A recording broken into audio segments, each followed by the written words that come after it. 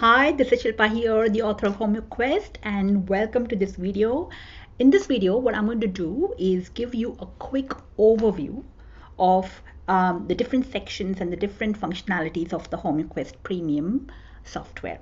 So I've got here my HomeoQuest Premium online software, and we are into the Repertory Browser section.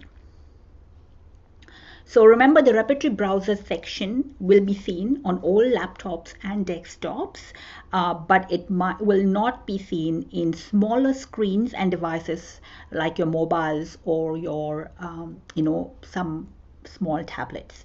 So the reason behind this is because for the full functionality of the software, you need a bigger screen, a larger screen. If you're doing some serious work, I would encourage you to check the software on your large screens of your laptops or your desktops, and small devices like mobiles and your tablets are for work that you do on the go, for a quick search, finding the rubrics and a quick repertorization, or finding a quick question analysis. So we'll come to all that, but right now I have the full display of all my tabs here.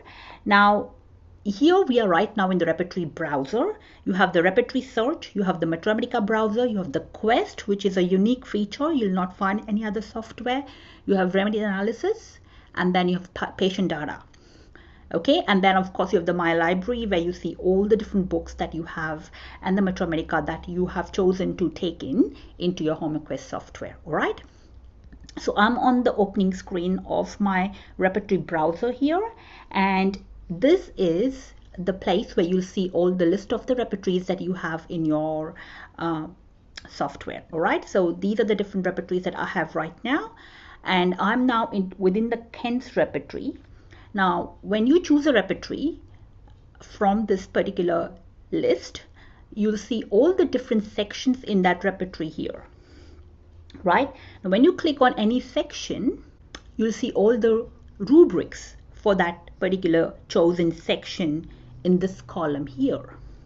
And when you basically click on any specific rubric, then you see all the different remedies in that rubric here sorted out into grades. So right now I'm in the vision chapter of the Ken's repertory into the rubric accommodation defective, and these are the rubrics for that.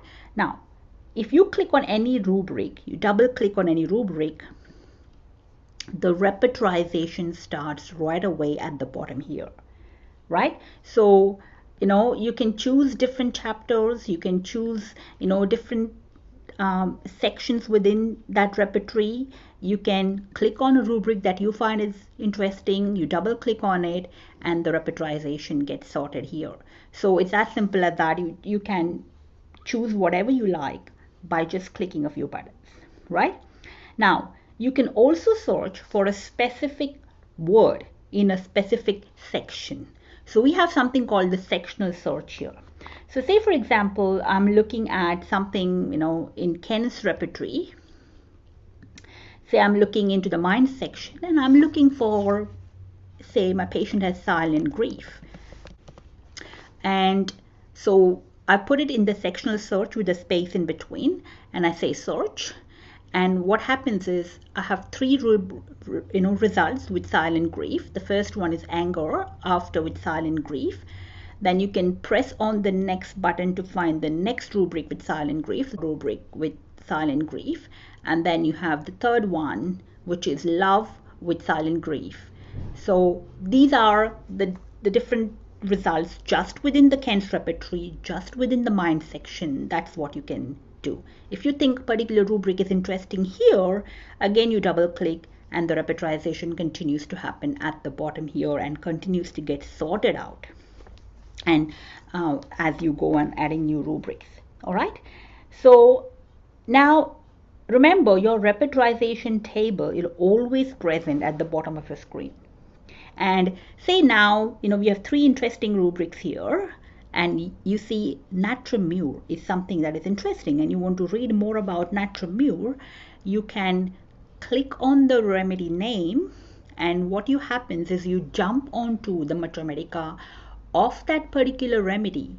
So what happens is natramur is selected, and all the books that have natramur in your database are selected, but are sorted out by default. So you can choose to read natramur from now, say Allen's HC, keynotes and characteristics.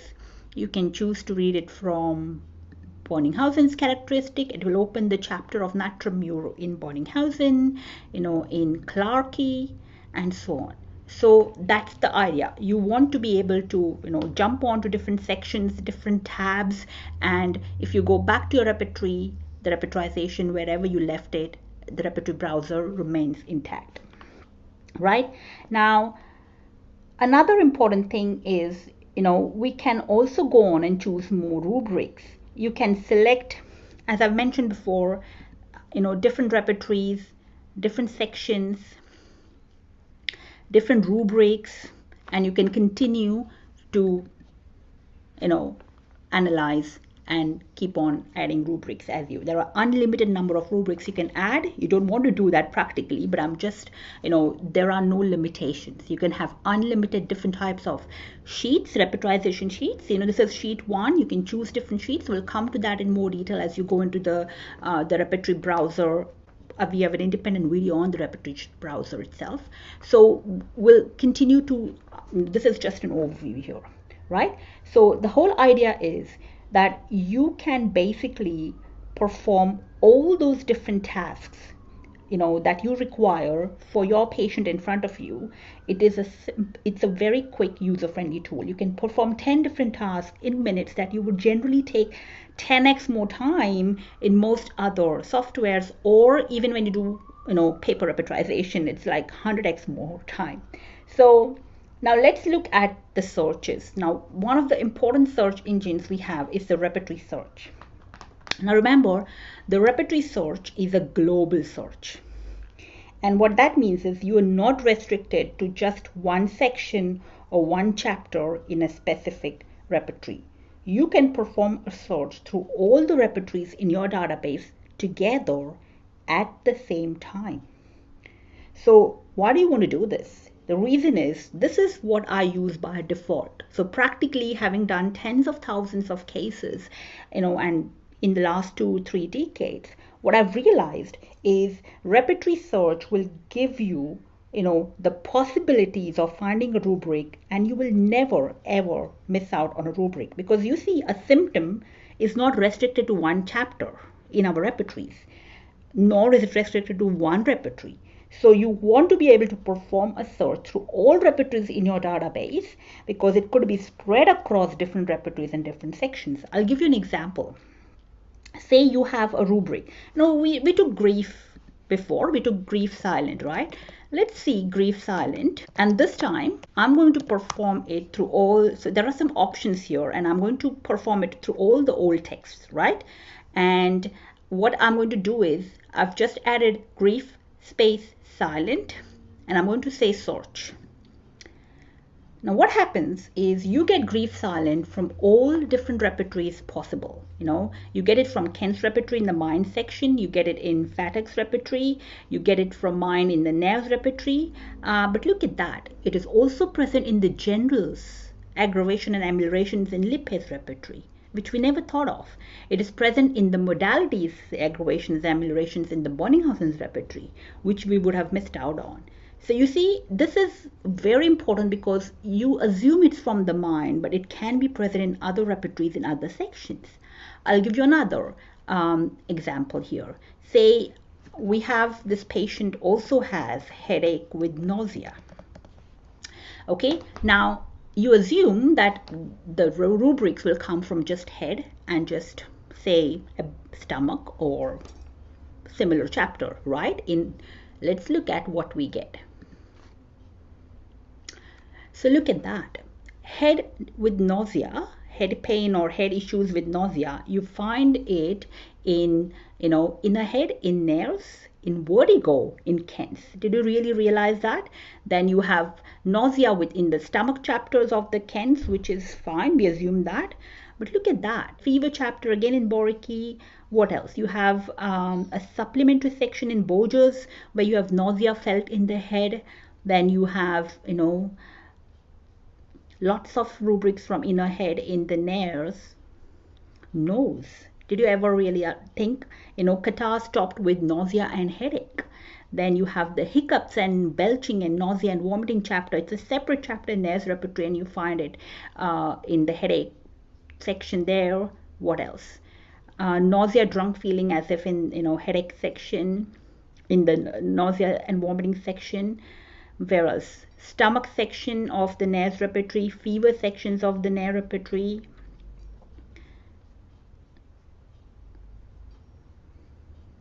Sensorium in the nares repertory. Nares repertory is fantastic. You get so many variations of a rubric. It's something that you really want to be able to tap into. So that's what I'm talking about. You could have something spread across a lot of different sections. Vertigo, concomitants, nausea, vomiting. So lots of different options there for you there. So you can't rely on one or two sections. You don't want to rely on one or two sections. The other thing is, again, if you think a rubric is interesting, say just from here, I just feel this is, nausea, vomiting. Bonninghausen has a wonderful rubric here, aggravation, headache during, and I want it to be a part of my repertorization. Double click there, and you would enter the rubric enters the repertorization right away. If you think you want to read this particular, you want to check where this is coming from, you see it's the name of the book here. So if you feel this particular rubric looks interesting, internal aggravation, nausea with, and you want to check where this is coming from in the head chapter of Bonninghausen, click on that and you enter the head chapter of Bonninghausen inside that rubric, deep within the chapter where you have nausea with, and then you can check for other related rubrics around if there are interesting rubrics. Right? And then again, you can find the other remedies out there for this particular, and you want to check at cocculus, just one remedy with 4 grade, check cocculus, click on cocculus, and you enter the Materia Medica of that particular remedy right away, and you jump on cocculus, and these are all the books with cocculus. Click on a particular rubric and you have cocculus out there. So say for example, I like cocculus for my patient as an acute with headache and nausea, and you want to check some other symptoms. So you see there is a small sectional Materia Medica search here, and say you want to look at all the different nausea symptoms of cocculus. So you put in nausea in the chapter search here, and it's going to find out all the nausea symptoms and proving symptoms in cocculus, and you say search, and you see there are 11 results. It lands on the first result with water collects in the mouth without nausea, and then you go and you reach the nausea and vomiting section. You see immediate nausea, you have nausea extending to the right side of the abdomen, and so on. So unusual nausea with inclination to vomit. So you want to check in all the nausea and vomiting symptoms. So you just say search, and then you find all the nausea and vomiting symptoms directly, and you jump on them from one rubric to the other. So makes sense? This is just a broad spectrum overview here, but I hope it gives you a great start to get on, play with your software, and start making the most of it. All right, now in the next part we're going to look at the 2 very revolutionary search engines, which is the Quest and the Remedy Analysis. They are absolutely wonderful and will take your patient analysis to the next level. So I'm going to come back with Quest and Remedy Analysis in the next part of this video.